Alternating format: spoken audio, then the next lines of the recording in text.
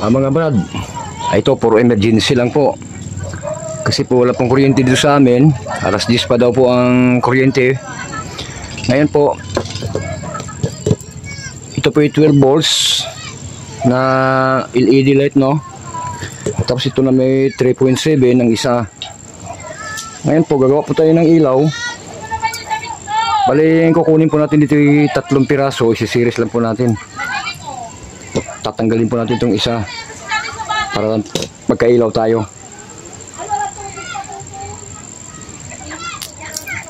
Tapos na kuryente, ah.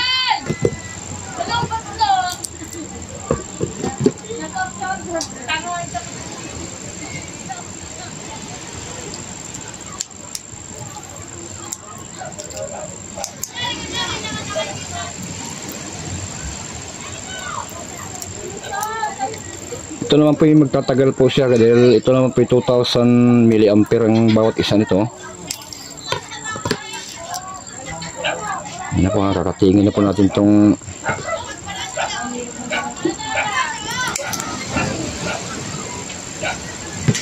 pwede rin hindi natin itong alisin para tumagal-tagal ang kanyang ano. Yan, huwag natin itong alisin itong isa. Pwedeng 4 na lang din. Yan, tutulin natin ganyan, no? Yung positive, yung negative. Si-series natin yan. Ganyan po.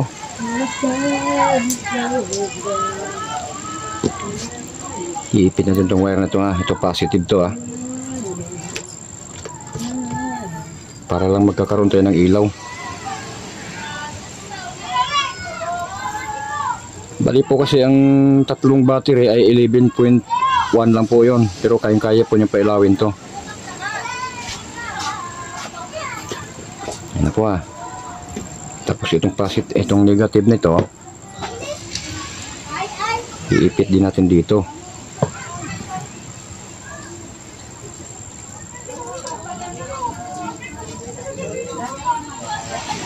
Yan, oh.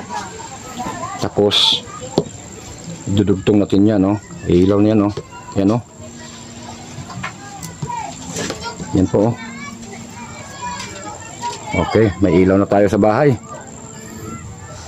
Yan po, oh.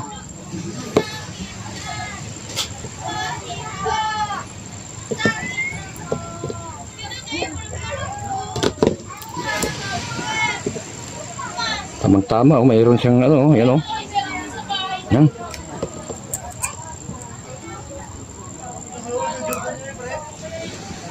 Yun. Lalagyan siya ng tape para hindi siya matanggal.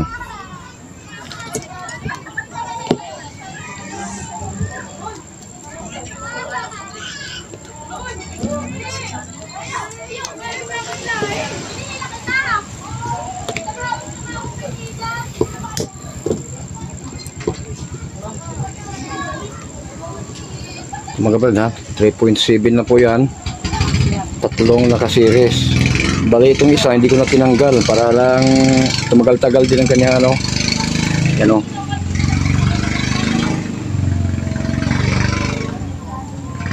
Nalagyan natin ito ng tape.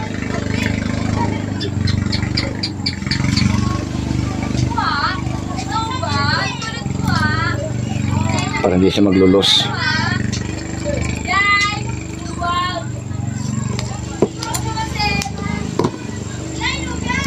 Okay, may ilaw na. Try nyo lang.